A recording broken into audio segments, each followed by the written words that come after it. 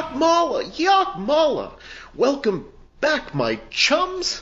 This is the Cult Film Showdown. I am your host, 8th Dan Stanadu, and I am super happy to be joined by my peeps. I got Jack Hall. Sup, comrade? Comrade, yes, very good. And Nick Boxer. Greetings and salutations. What the fuck? I'm no peep. You're not a peep? Little yellow marshmallow things. What the hell are you talking about? Kind of marshmallowy, though. Dan, I think you're gone over the edge. I usually do. Taking way too many liberties. And finally, James Cotta. This week I would like to refer to as James Olen Cotta. James Olen Cotta. In honor of one of the directors of crazy movies, Fred Olen Ray, and this is a Fred Olen Ray movie. We have. I'm wondering who picked this movie. That was me. That was you. I was wondering now, would you like to go back in time and instead pick a movie that has Sybil Danning in it? Yes, I would like to do that. That was a mistake. I got stars in my eyes from Fred Olen Ray and Cameron Mitchell being in this movie and Carradine, and I'm like, oh, how could this movie go wrong? Well, now.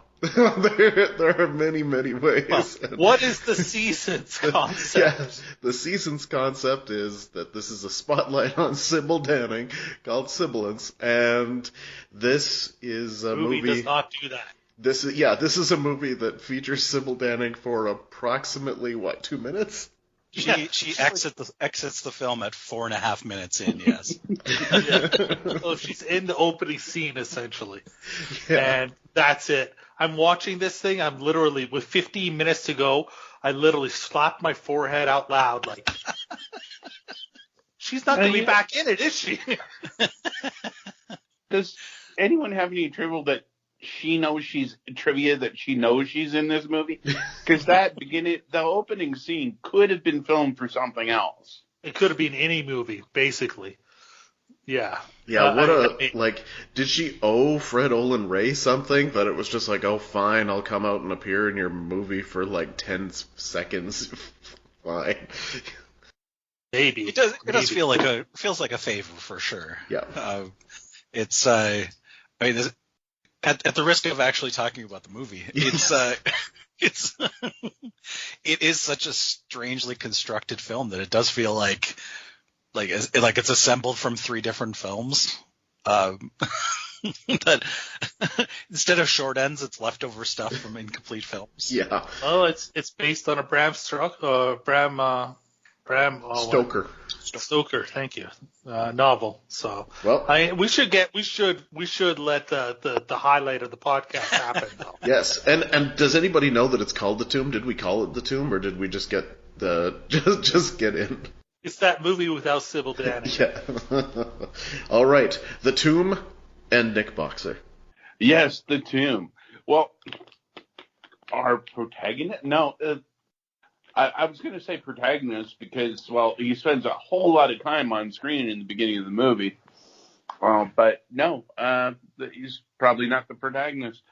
Well, we start off with two, let's call them prospectors or archeologists venturing in Europe. And after a deal with Sybil Danning goes bad, bribe a local tracker to take them to a tomb so they can raid it for a little extra cash.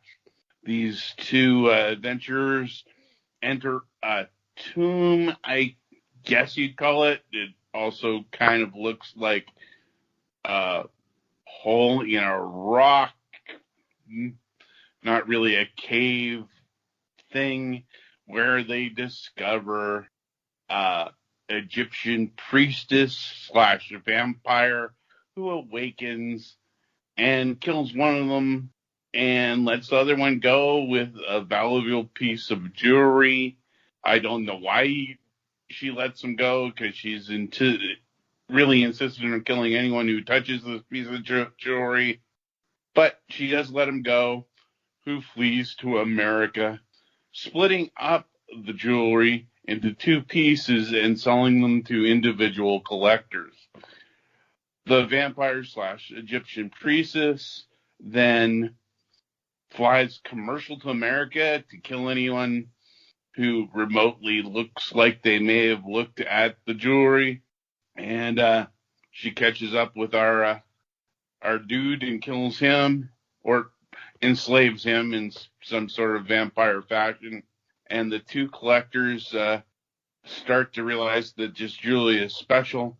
And for some reason, it's up to the son of one collector and the niece of the other collector to team up to solve the deaths surrounding the jewelry. Yeah, that's what happens in this movie. It's not a well-constructed story. It's hard to follow. Yeah, and I have no idea why anyone in this movie does anything. I was going to say, if that sounded disjointed, well, that followed the movie pretty well. Yeah, that was perhaps your most in-depth and accurate review of a film ever. And I like that you called him an archaeologist when he refers to himself as a gynecologist. But it may be the only good line in the movie. Oh. So I have an opening question. So this movie's 84 minutes long. Considering that John Banning, our archaeologist, gynecologist, Tomb Raider, disappears for 20 minutes of that, who is the main character of this movie? I would say it's the son of the one who's like going to college but is old enough to have a college kid of his own. That one.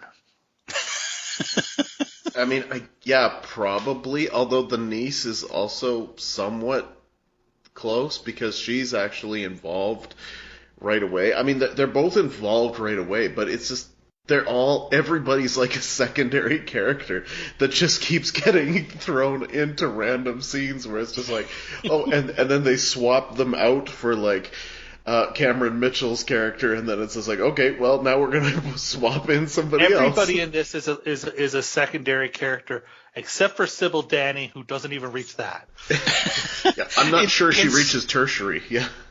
In Stan's defense, if you look at the posters for this film, Sybil Danning is always in the cast, in the like 4 or 5 person cast list. There are several posters where she's the lead name on the posters. Oh yeah. This is classic. This is classic VHS bait and switch. Oh yeah, yep.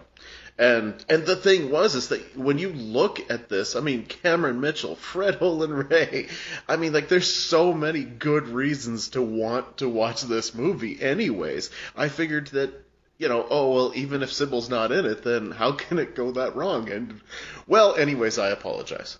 And you know what? The only reason to watch this film wasn't any of them, but was Kitten Natividad. Yes. That actually, you're right. That was completely worth it. An extremely long, unnecessary nude scene. She had a long career as like a go-go dancer and stuff, right? Like she was just like the actress they got in if they needed a jiggly scene. Well, and I mean, and she has 2 of my favorite movies of all time, Taking It Off and Taking It All Off. Yes. Movies I hope we get to someday. Oh, I want to get to those. Also, I think Michelle Bauer. This is one of her only like acting roles. She did an enormous amount of softcore and again like another actress known for jiggly films. Yeah. So yeah, and in this she's clothed. I mean, it's not much clothes, but it's not clothes. Much clothes. Yeah, it's clothes in quotation marks. Like it's a thin layer of gauze is what she's wearing for most of it. As the lead mummy villain, Dracula mummy villain character. Yes, her acting was fine. Because that's what we were looking for, was her acting in this case, right? Yeah, I don't know. I think we have a new nomination for worst music in a film that we've done, by the way. The music in this film, it's like pop song after pop song, and one worse than the other. It's unbelievable. I don't know how on purpose you could pick songs this bad, and yet they did it. I'm sure not trying to pick them this bad. It was unbelievable. Like, this is just the worst soundtrack possibly ever. It's like instead of scoring, they hit shuffle as well. Yeah. Because at no time does the music match what's happening in this movie. Because we have what this movie calls an action scene where he's running, and it's the slowest song ever. Oh, I know. It's horrid. Cameron Mitchell just steals this film, though. No, actually, so he's the soberest we've ever seen. I know. I was just about to say that. He stole the movie without being drunk. What was the last movie he was in? The one with Frank Stallone, was it? That we saw? I think so. See, I think in comparison to that role where he dropped like 400 F-bombs in a minute and a half of screen time, I don't think that this is that good a performance. That, to me, is the Cameron Mitchell I want to remember. Well, and of course it is, but I mean, he's got a pretty low bar to steal the movie from, honestly. I mean, in fairness, John Carradine as Mr. Ando Heb in the 35 seconds of his screen time is pretty good too. I now want to watch every film of John Carradine's last 10 years of his career. Because there are all these 5-minute John needs some work gigs where he does one day as a doctor or a scientist or comes in, he does a little bit of business, a little bit of plot explanation, and then everyone moves on. He mostly sits at a desk. Yes. I think we can all say, God bless the Carradines. Oh. We can all say that. Even if we're atheists, I think we'll say that. Because, the Carradines give us much joy. I wanted to say that Ando Heb, which is an odd name, Dr. Ando Heb is John Carradine. That is a name from one of the Mummy films, one of the Universal. Oh, okay. That makes sense. Isn't Banning also a name? So is John Banning, yeah. John Banning was the lead character in 2 or 3 of the films. Because the Universal Mummy films cover 3 generations of this one family. The last one takes place in the 90s. It's amazing. It's that one almost made it into a season at one point. But it's the Universal Monsters Mummy almost. Yeah, the final one, which is almost entirely made up of footage from the previous ones. Oh, that's tremendous. It's 65 minutes and 15 or 20 minutes of it is. Yeah, let's go watch that and talk about that instead of the Doom. Yeah. Sounds like we should get to scoring. I don't think we have much left to say in one of our shorter episodes. Why can't we set a new speed record? In our search for the ultimate B movie, we rate each film in 5 categories, none of which are objective quality. The first category is called Schlock Appeal, and we start with Stan. I feel like this is quite schlocky when you talk about just the disjointed nature of it, when you talk about the fact that, I mean, you have all of these wonderful people, you have Fred Olen Ray, who just kind of, oozes schlock in and of himself. It's just, the problem is that for us, and I think the disappointing element is that we were hoping for a Sybil Danning movie, and so we wound up watching a Fred Olen Ray movie really without Sybil Danning, and so I think that while it's probably about a 7 schlock, due to the fact that it's in a Sybil Danning season, I'm only going to give it a 5 schlock. Yeah, I'm going with the 5 as well. I would like to go higher, that it has some sort of schlock appeal, because I mean, you got mummies, you got Fred Olen Ray, Sybil Danning, but in this case, it's not a stew; it's sort of a slurry of schlock. Nothing sticks. The landing on the schlock. So yeah, middle of the road, 5.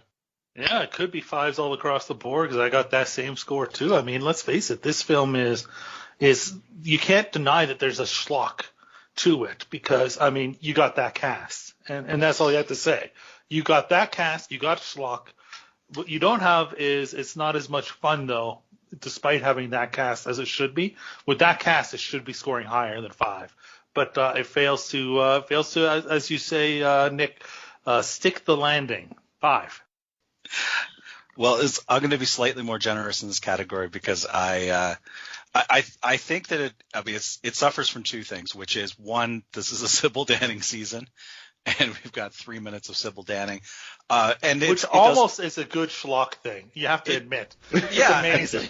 I think that my extra points are for the VHS era classic of overpromise, underdeliver that this film really excels at. I'm sure someone's going to mention Raiders of the Lost, like the Indiana Jones feel, and when we get to concept, but it doesn't deliver on that either. Like, it's just kind of packaged together from a whole bunch of different things that don't actually end up on screen. Sybil Danning and John Carradine both get star billing for, what was probably less than an afternoon's of work, including travel time, probably an afternoon. So 7 for me. More heart than budget. The budget I saw was $185,000. $185,000. Okay. I did not see the budget, but Wikipedia and production only has one line, and the line is, "This was a low budget movie." Yeah, IMDb says 185. So, which is pretty low for a shoot that went to Egypt. That's the worst duplicate for Egypt in the history of the film. Yes. They say they're going out to the desert, and then everything you see is like kind of lightly wooded scrubland. Yes. Driving distance from LA. Yeah, I knew Egypt and LA were on the same highway, but I think that the thing is that this, as we talked about earlier with Sybil Danning, this felt like a favor for Fred Olen Ray. I'm not sure that she got a big amount of money. I'm not sure that anybody got a big amount of money. And it feels... What did he hold over her to get her a favor? I'm wondering. How about, do they know each other? They haven't worked before together, I don't think. But does he have some pictures of her in the nude? Oh, wait. Like, what? Anyways, go ahead. But for me, it doesn't feel like anything other than a job for absolutely everybody. And like you said, Jack, this does feel like Cameron Mitchell not drunk. So, I mean, they weren't even paying him enough to drink. But so I can't go too high. I'm going to go 4. Yeah, I get the feeling that 5 years after this film was made, if you were to ask any of the principals to list their entire filmography, that no one would remember this film. Not because they're ashamed of it, but because they forgot they were in it. Nobody knows what's going on. Everyone's phoning it in. Everyone has 3 days on the set to finish and get out. I'll go as high as a 4. I believe this was written in 10 days and shot in 13, was the statistics I saw. Written in 10 days, shot in 13. $185,000. When you have a budget that low, it's hard to not have some heart just by the fact you made the movie. I think Fred Olen Ray, I do believe that for him this was, this is pretty early in his career, actually. So I think this is probably a pretty legitimate effort on his end, only on his end. 4 is what I'm going to give it. I'm going to be. I'm going to give it a 5. I will point out that Fred Olen Ray and Sybil Danning didn't work together before this. But they worked together after this. She was the lead in Phantom Empire that they did a couple of years later. I think that maybe this scene is in Phantom Empire. I haven't seen that movie yet. I think it's an interesting bit of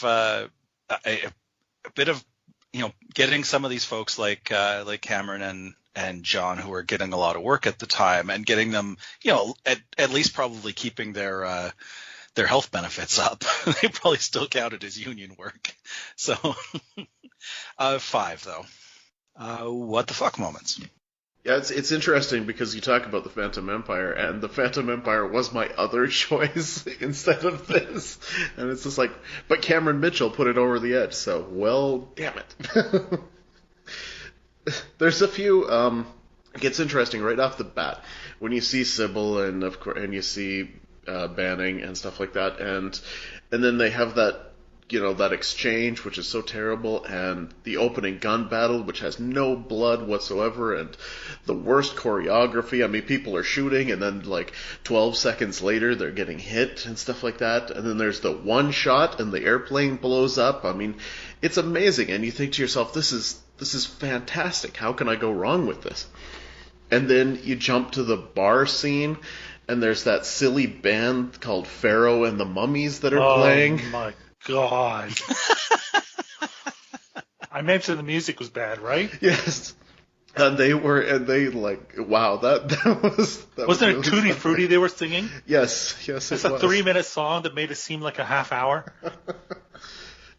And then of course, finally, I mean, we reach the tomb, this tomb that's been hidden for decades and decades, that's in the desert of Egypt that sure has a whole lot of trees and green near it.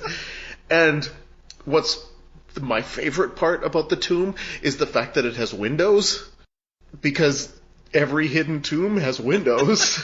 Yeah, it feels like the least hidden tomb in the history of tombs. And then it's like the whole movie just kind of drops out of like contention and starts being just slapdash and really boring. I mean, there's only you have the single worst cop in the world who just wants to arrest everybody that has, something to do with this, and never the right person. And the rest of the movie, I mean, up until the very end, where, it's just this kind of convoluted, we're trying to make things exciting and a little bit Raiders of the Lost Ark-esque, but it kind of falls flat on its face and truly doesn't stick the landing. So it starts out really good and it ends really bad, so I'm going to go with a 5. Yeah, no. I'll ask you guys, what was the cop's theory of the murder? Because he immediately goes, oh, yeah, there was only one thing stolen, and that has nothing to do with murder. Good luck following that up. Nothing's missing except something? Nothing's missing except the victim's heart. Also, that other thing that we forgot that was supposed to be sitting on the desk. Yeah. That's the most valuable object that was sitting on the desk. That's also missing. Oh no! I think he is. I mean, you always go with who's going to benefit, and so he figures the son and insurance, I guess, because the son seems to be trying to clear his name for the rest of the film, despite having no obvious motive. Yeah, and I also kind of wonder, why did they go to such an effort to make the son a playboy type character? Because that way I can actually say, I think the idea was she's not hot enough for him, but he falls in love with her because of her personality by the end, and that's his character arc. Unfortunately, she's one of those people who's super hot, but they just put glasses and tied her hair up. Is there a typical Hollywood thing to make her not hot? She absolutely has that librarian shake her hair out and become beautiful. Yeah, I love it. Okay. Yeah. Well, I guess I should score the W2F. Yeah, I think just basic story and competent really kind of lowers this score, because there's a lot in this movie that I think if it was in a good movie that made sense, the WTF would register more. So I think I can only go with, again, I'm going right down the middle, 5. I personally think this is probably its strongest category. Not that it's super strong. I got a 6 on it. I mean, we mentioned the cop. There's the jiggly scene. We mentioned in passing, Stan mentioned, but it does deserve more. One bullet causes an entire plane to explode. That was nuts. Just the special effects scene of when she takes this bug character that she's created, like this magical bug thing, and she sticks it in the gynecologist's chest, and it like just how bad the special effects are there are worth noting, and a WTF for me. So I got a 6. I think if it hadn't been for those moments, this would have been completely unwatchable. It made it so that it was a long movie, but to watch, it felt like at 84 minutes, but not an absolute chore. I think so we mentioned Sybil Danning. She flies in on an airplane. This is a 2-seat Cessna, and then 5 guys. That's right. That's right. That's so the clown awesome. plane. Yes. Who stand in a close together lineup with their submachine I guns. love that. You know what? She's only in this movie for 3 minutes, and they still managed to get her in a fight sequence where she hit the worst, like a knee where she like lifts a knee at somebody, misses it by 3 feet. I'm like, all of a sudden, all her other fighting scenes that I've complained about previously this season seemed like they were high quality, top end action. And if you notice, most of our what the fucks have come from the Sybil Danning 4 minutes.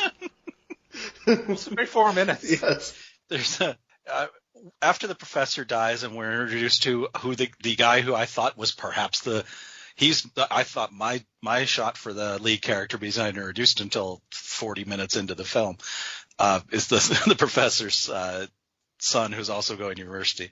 But they're in the office where the professor has been killed, and the cops are standing around. And the professor's son is like on a couch. It's not that big a room. And the detective, who's a very suspicious guy, comes in and he starts asking some questions. And there's a chalk outline of the body that looks straight out of Naked Gun. Yes. It's just the most ridiculous chalk outline. And like why would you? Nothing about the scene makes the least bit of sense. But the chalk outline is just kind of so cartoonish. There's as was common in the 80s, there's tons and tons of Pepsi product placement in this film. Pepsi was doing a push and just seemed to support every movie at the time, and so there's tons of like cans everywhere and stuff. My favorite is they're all in this. They stop by this like kind of sandwich shop. It's not a bar. It's more of like, it looks kind of half outdoory sandwich place, and they're chatting with like the Banning and the professor's son. This is like one of the only scenes they have together. And right behind them on the wall is a giant Pepsi product placement, but it's a thermometer, and they're inside. And it kind of like took me out of the scene. I'm like, well, why is that there? Why is that like it's product placement? Product Why placement. haven't we seen, if Pepsi's in all these movies, why haven't we seen a film yet where there's a sex scene and for no reason the chick pours the Pepsi on her chest? Oh, V8, you're still the winner. 6 for me as well. I think it's I think the nonsensicalness of the overall film itself is worth some points. Memorable moments. There's not going to be much. I mean, the fact that this had Sybil Danning for 3 minutes was definitely, will be memorable in and of itself. But my favorite line comes near the end with one of the characters, and I can't remember, like, who I don't even feel should have said the line, but the line is, "Stop in the name of Amen Ra." And it's just like, wait, why did you just say that? Like, did you suddenly become an Egyptian, like Egyptian police or something like that? No. Nope. So, it very, very out of place, but a funny line. 3. Yeah, 3. I will remember this film when I figure out what movie that Sybil Danning scene is actually from. Other than that, I won't think about this film ever again. 3. Yeah, I got it a 2, and that's all for Kitten Natividad. That's it. That's the only thing that's memorable. That was memorable. It has to be. It lasted like 5 minutes for no reason. Fair point. I have to be rough on it in this category because I will fess up now that I had seen this film and forgot. So I did not realize until after we had done all the selection. I'm like, wait a second, I don't think Sybil Danning's in that much of that movie. So 1. How far into this movie, did you make it before you remembered you'd seen it, though? Probably right after Sybil Danning's scene. Oh, okay. Once our hero, who's in half the film, Danning shows up, then it came back to me. Like, wait, now I know this movie. All right, crazy concept. They had a concept, which is amazing in and of itself, that they purport to have taken some of this from a Bram Stoker novel. They didn't act like they had a concept with this. I think that, as we've said, feels like a whole bunch of movies kind of tacked together, which, I mean, we see a lot of that kind of thing in our business here, but this one doesn't do it particularly well. I'm going to go with the 3.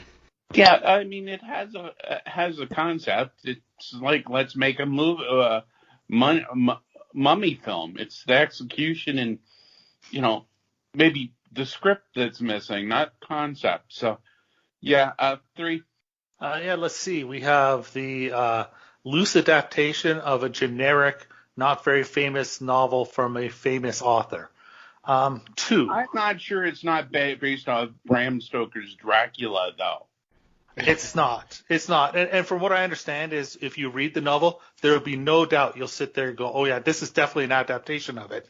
But, yeah, not good.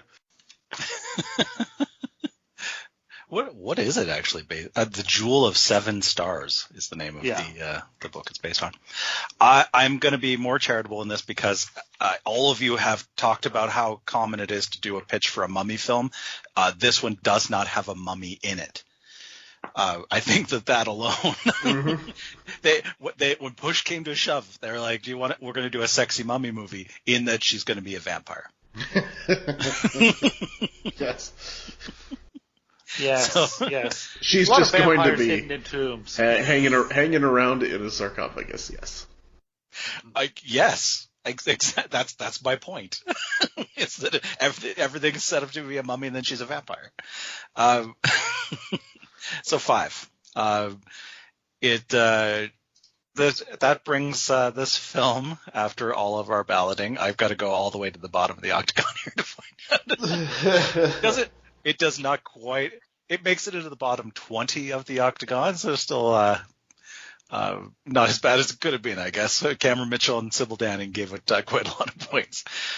42 out of 100, which ties it with New Year's Evil, right behind Race with the Devil. And I challenge you to remember what Race with the Devil was.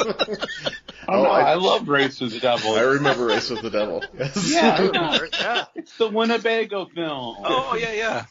And right ahead of Shoot Fighter, Fight to the Death. Now that I don't remember. Oh, I remember Shoot Fighter. Damn it. So, no, it's all right. Well, basically, with that review, I think what we can say is don't watch it, folks. We watched it for you. Instead, go to the top 20 of the octagon and make sure you see those damn films. Yeah, I think it suffered more for being thought of, in our case, as a Sybil Danning movie. I think that if we had just gone into it knowing that it wasn't a Sybil Danning movie, or not caring and just being like, we want to watch a Olen Ray movie with Cam Mitchell and that kind of thing, I think it probably would have done slightly better by like maybe 5 to 6 points. That's about it. Maybe. It still would have lacked a good concept, a crazy concept, and it lacked memorable moments. No question, they're still weak there. Regardless. So, yeah, let's move on. What's the next film? The next film is from Jim, and it's They're Playing with Fire, and more Sybil Danning to be had. So that's a positive. That one has more Sybil Danning. Yes. Much more, yes. And now, let's do some business, Jim. All right. Well, we are on Instagram and Patreon at Cult Film Showdown, and also on YouTube, Cult Film Showdown. We're subscribed there, and we are sponsored by WeTalkPodcast.com. That is the home of the Octagon, where you can find the complete list of our search for the ultimate B movie, also sorted by each of the 5 categories, as well as the final scores. And We Talk Podcasts has a Facebook, and they have a Twitter. Excellent, excellent. Well, there's no real reason to belabor this episode. Join us next time for They're Playing with Fire, where we will talk more about Sybil Danning. And Sybil-ance wraps up next episode, and we get to talk about the movies that we're going to be doing for our canon-themed shows. So anyways, anybody have anything else to add? You're going to see much more Sybil Danning. Much more Sybil I was Danning. going to make the same joke. All right. So for Jim and for Jack and for Nick, I am your host, 8th Dan Stanadu, and thank